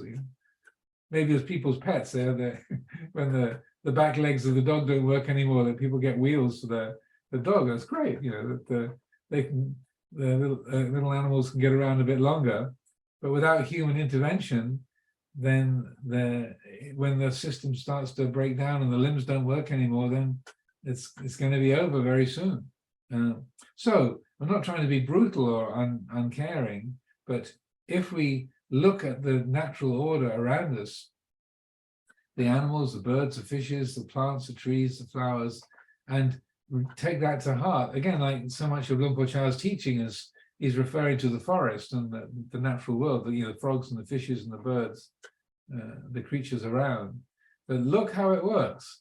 And then why should our life, our body, be any different? So that change of perspective, that brings upekkha. So the reflection on upekkha is, I'm the owner of my karma, heir to my karma, born of my karma, related to my karma. So this is reflecting on cause and effect. This is how nature works. It's not personal. You might not like the fact you've just been diagnosed with heart disease or you need a pacemaker, but here it is. This is the way nature operates. Be glad that the humans have invented pacemakers and you can carry on for some time longer. And be grateful for the ingenuity and skill that's there. But I would say nothing has gone wrong.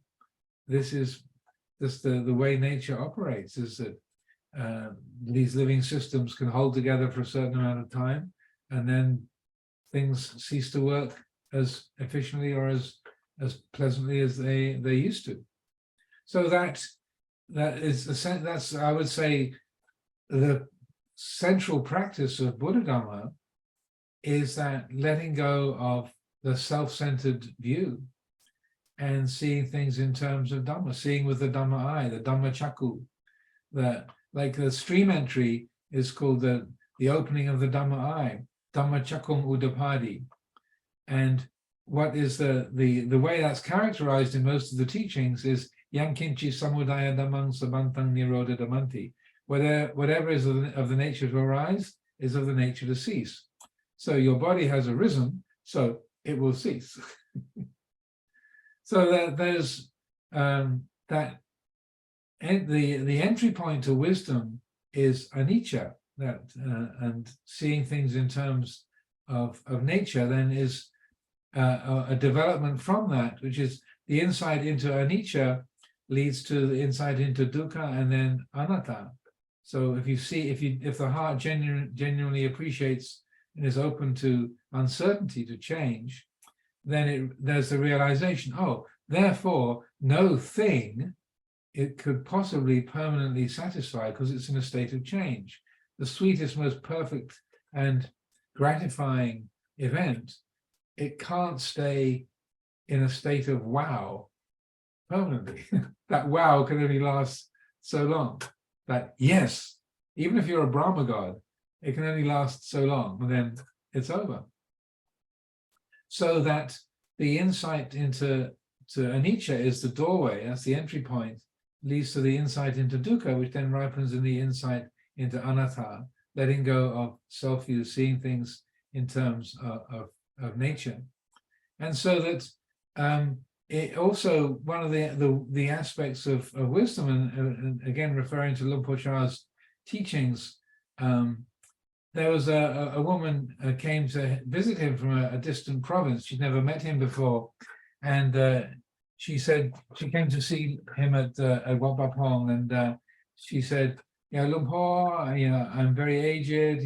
My death is getting closer. What advice would you give to someone like me who's very old and death is fast approaching? And then apparently he could tell that she was someone with some wisdom and some understanding, and he said to her, don't talk about birth and death like that. To speak the language of birth and death is to use the language of ignorant children. Nobody is born, nobody dies. This is the body is not self. This isn't who and what you are. Don't think in that way. So again, it's kind of a blunt teaching. She was asking for some advice about how to deal with the aging body, but he recognizing this as a person of wisdom and paramita, he's sort of straight, as they say, cut to the chase, as they say, went straight to the heart of it and said, to speak of birth and death is to use the language of ignorant children. The body is not self, rupang anatta. It's not who and what you are. The mind knows the body, but that quality of knowing doesn't have a body itself. It knows the personal, but it's not a person. It's not personal. So don't identify with that which you're not. Rupang anatta, vedana anatta, sanya anatta, sankhara anatta, viññāna anatta. So that's the kind of advice. Not everyone can really understand that or appreciate that, but I feel that's extraordinarily helpful. That when we say I will die or I am of the nature to age, that's starting from the point of self-view. But if self-view has been let go of, if that conceiving, the manyati, the conceiving mind has been let go of, then whether the body lives or dies, what has that got to do with anything real? It's like if we say the sun rises and sets because we are sitting on the surface of the earth. If you take off from the earth and you're out in space, the sun isn't rising and setting anymore. It's only rises and sets because we're sitting on the surface of the earth. Birth and death only seems to be real because of the attachment to the body. If the mind isn't attached to the body and to mind states, then it's not tied to the beginnings and endings of the material world, of the psychological world. So, like, what's the sun got to do with its rising and setting? If you take the position of the sun, it isn't rising and setting. It's a partial analogy, but I would say that if there is a readiness to let go, then it's realizing, oh, nobody's born, nobody dies. So there's an in-breath and an out-breath, but that which was born was not self, and that which is dying is not self. Oh, that which knows the birth and death is not being born and dying. Oh, so the essence of insight meditation is embodying that quality of awakened awareness. So when we talk about vipassana, it's not that the body really was mine and now I am letting go of it, or the sense of me that was truly who and what I am, and now it's being relinquished. It's like, no, that the sense of I and me and mine is just a set of very convincing impressions that arise and pass away. That even the feeling of I is not self. It's just a psychological structure that arises and passes away.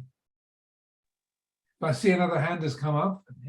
Yes, that's right, Luang Por. Would you have time to take that question? And there's actually a typed question from Kai in Germany. We have 10 more minutes. Would that be all right? Yep, sure. Okay, so Kai's question is, in this context, is it fair to say when this life ends, we don't die, we merely change form? Well, I would question the word we. So is that Kai's question or Diana's question? That's Kai's question. Yeah, well, the people who ask the Buddha, what happens to an enlightened being when they die, it's always someone who is not has not realized stream entry or any of the higher levels of realization. So that question is only ever asked by people whose mind is still attached to self-view. And so on one level, it's say you can say, yeah, we don't die, but it's like that. What is the word "we" referring to? So that timeless, unborn, undying quality of awareness that's not a person, that is unlocated in space, and that is the very heart of our experiential process. And so yeah, that quality doesn't die. It's not born, it doesn't die, but that is also completely non-personal. It's not male or female, it's not German or English or Thai or Singaporean. It's not tall or short or old or young. All those personal qualities are known by that awareness, but they don't define that. So when the Buddha talked about it, like what happens to an enlightened being when the body passes away, he said, one who has reached the end has no criterion by which they can be measured.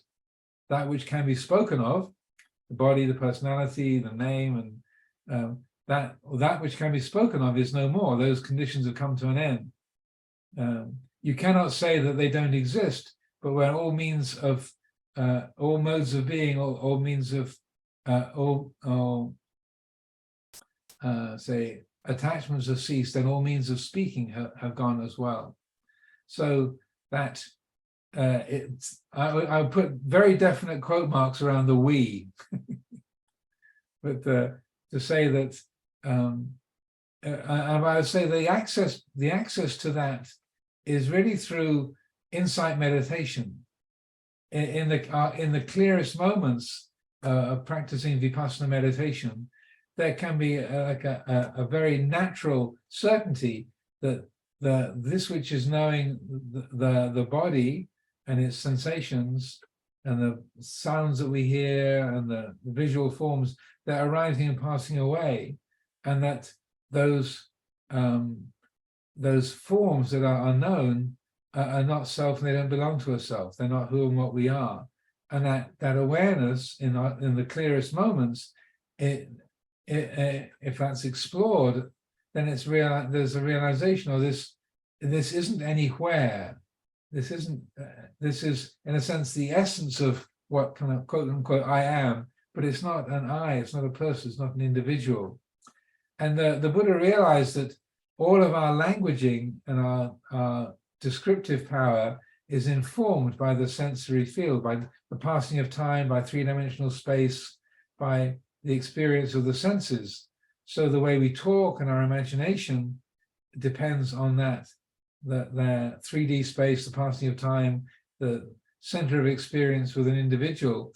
If you let go of time, let go of location, let go of individuality, let go of language and concept, there is no thing for anything to be hung upon. There's nothing to hang any kind of description on. So he realized that rather than trying to describe the nature of ultimate reality or what kind of quote unquote we really are, his approach was to let go of what we're not, and then what remains is the reality. We don't have to define as an individual or an I or a we or a person. And so he would not give any kind of description about quote unquote what happens to an enlightened being after the death of the body. He'd say that such a one has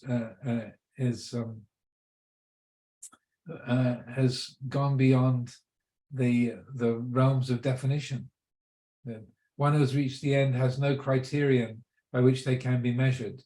That which can be spoken of is no more. When all modes of being, all phenomena are removed, all means of speaking have gone too. That's in his dialogue with Upasiva in the Sutta Nipata. So I do feel it's important that we're thinking about this, that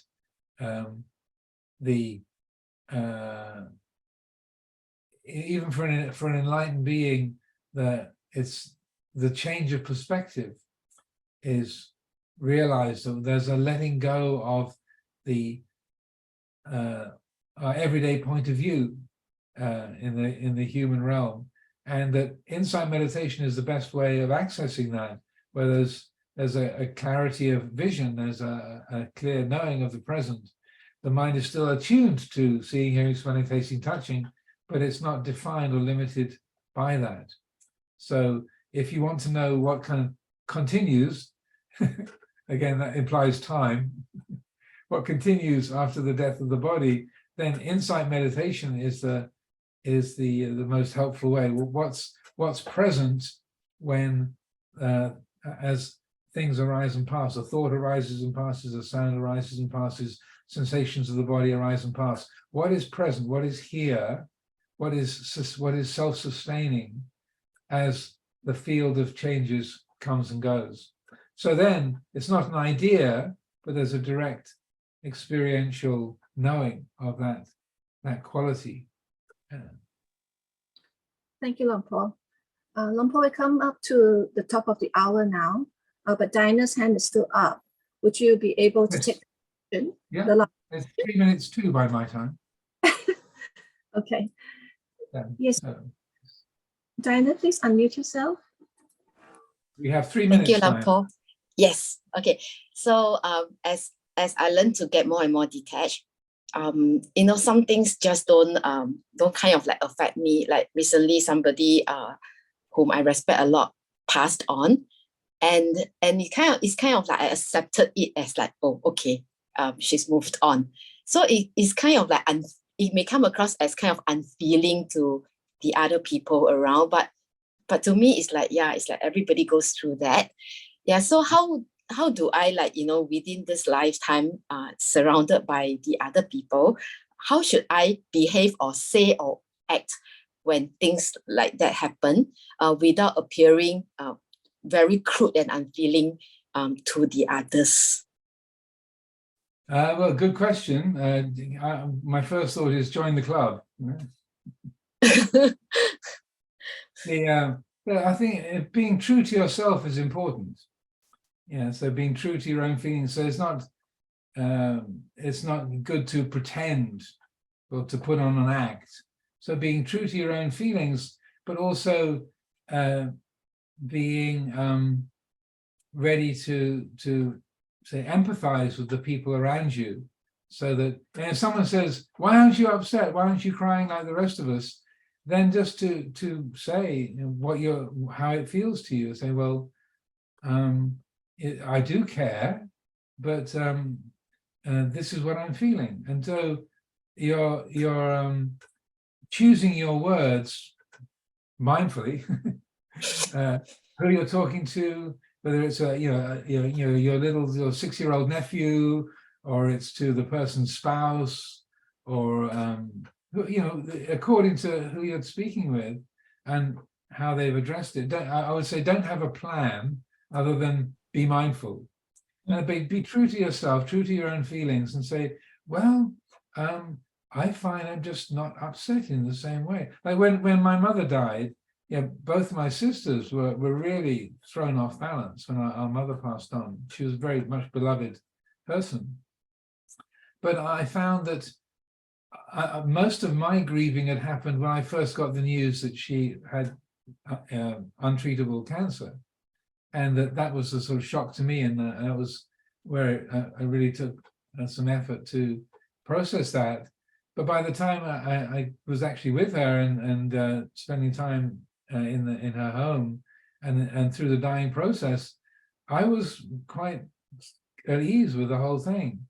And part of me was prepared for as they say, the other shoe to drop and to be so swept up in that. But it was exactly this issue. Both my sisters are really sort of tearful and stressed and really thrown off balance. And obviously I'm a Buddhist monk, so I'm a bit of a different mode than other folks, and they expected. But I found that just be true to yourself, and if people ask, what are you feeling, or how is this for you, just let the words be chosen according to who you're with, what they've said, what the moment brings. And don't worry too much about what other people think about you. Because then we're sort of like driving the car from the back seat. I've got to be this way because I think that they're seeing me this way, and I don't want them. I think that they see me like this, and I don't want them to see me like the way I think that they're seeing me. So I'll be this other way, so then they'll see me the way that I want to be seen. It's like really complicated. It's just more like I didn't want them to feel hurt, like like you don't care, Yeah, it's like kind of hard to explain to them. If you're true to yourself and you know that you care within and just trust that. Yeah, trust that you genuinely do care, and that just communicate sincerely, straightforwardly, and then that will convey things, carry things, the meaning and the intent behind your words as well as possible. Thank you so much. Within 3 minutes. Okay, just over 3 minutes, I think. Yeah. So time to wrap up. Yes, thank you very much, Luang Por. This is a beautiful roundup to many rounds of merriment and pleasure past. Soon there'll be time to call it off, So on this occasion, with the global community, we all joined hands in Anjali and coming together. It is also the occasion of entering to the Vassa. Luang Por, you worked very hard. The Sangha and Amaravati has worked very hard with the building works, as well with all the preparation and all the plans. On this occasion, we'd like to also sincerely and respectfully ask for your forgiveness. At the same time, send you all our well wishes and the support that you need during this Vassa. May you be kept well in good health and be well throughout the 3 months. So we'll be chanting the asking for forgiveness in a little while together. Very good.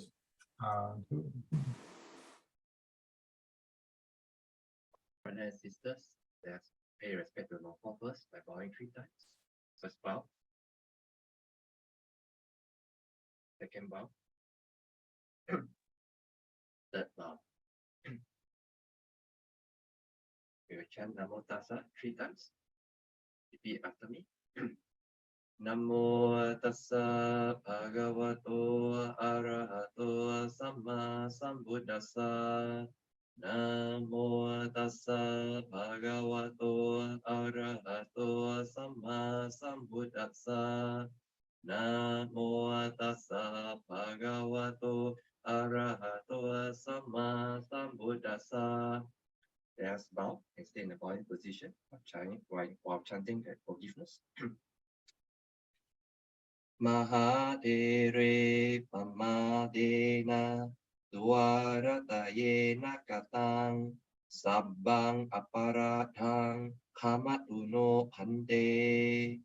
Mahadere Pamadena Dwaratayena Katang Sabbang Aparadhang Kamatuno Pante.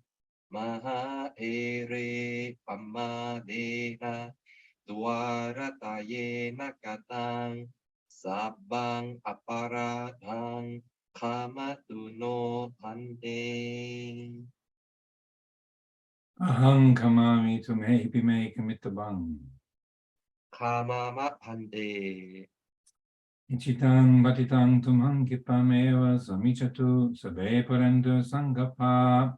Chando panaraso yata manijo, deraso yata sabityo vivajantu, sabarogo vinasatu, mate bhavatwantarayo, sukirikayu kopava, abhivadanasiri sanichang, buddhapachayino, chataro dhamma vadanti, ayuvano sukhang balang. Sadhu, sadhu, sadhu, Pante. Luang Por will now close by reciting the verses of sharing an aspiration? Now let us chant the verses of sharing and aspiration. Through the goodness that arises from my practice, may my spiritual teachers and guides of great virtue, my mother, my father, and my relatives, the sun and the moon, and all virtuous leaders of the world, may the highest gods and evil forces, celestial beings, guardian spirits of the earth, and the Lord of death, may those who are friendly, indifferent, or hostile, may all beings receive the blessings of my life, may they soon attain the threefold bliss and realize the deathless. Through the goodness that arises from my practice, and through this act of sharing, may all desires and attachments quickly cease, and all harmful states of mind, until I realize Nibbana. In every kind of birth, may I have an upright mind, with mindfulness and wisdom, austerity and vigor. May the forces of delusion not take hold, nor weaken my resolve. The Buddha is my excellent refuge. Unsurpassed is the protection of the Dhamma. The solitary Buddha is my noble guide. The Sangha is my supreme support. Through the supreme power of all these, may darkness and delusion be dispelled. Anumodana and Sadhu, thank you so much, Luang Por. Thank you for your generous time today and your sharing. And also thank you, Beta and Darren and the team there in Singapore for putting things together for this event. These things don't happen without folks like you in the engine room, looking after all of the mechanics and arranging and informing people and so on and so forth. So I saw there was about 5 pages of people joined in today. So Sadhu and Anumodana for your good efforts, and may the whatever merit comes from arranging Dhamma occasions of this nature, may that support you in all your efforts to realize the peace of Nibbana and the liberation of the heart. Thank you, Luang Por. Till we meet again soon next year. Be well. Take care.